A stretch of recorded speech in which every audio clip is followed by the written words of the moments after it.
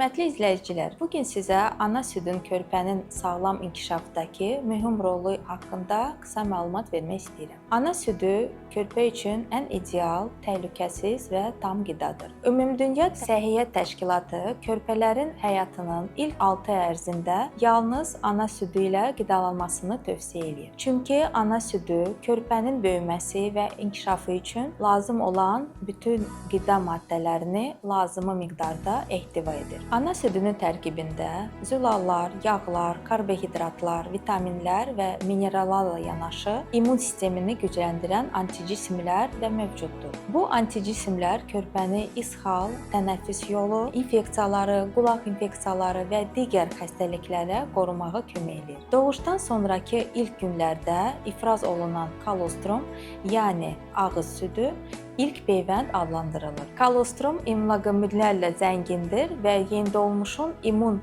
müdafiəsinin formalaşmasında mühüm rol oynayır. Ana südü ilə qidalanmanın uzun müddətli faydaları da vardır. Ana südü qidalanan uşaqlarda piyələnmə, şəkərli diabet və bəzi allergik xəstəliklərin inkişaf riski daha aşağı olur. Eyni zamanda ana südü körpənin beyin inkişafına müsbət təsir göstərir və ana ilə körpə arasında emosional bağın əmələ gəlməsinə çox kömək edir. Ana südü yalnız körpə üçün deyil, həmçinin də ana üçün də faydalıdır. Südvermə doğuşdan sonra uşaqlığın daha tez bərbasına kömək eləyir. Doğuş sonrası qanaxma riskini azaldır və uzun müddətli dövrdə süd vəzi və yumurtalıq xərçəngi riskini azalmasını təmin edir. Bəzən analar südün kifayət etməyini düşünə bilər, lakin körpənin tez-tez əmizdirməsi süd ifrazını artırır. Buna görə də ilk aylarda körpənin tələbinə uyğun olaraq gecə daxil olmaqla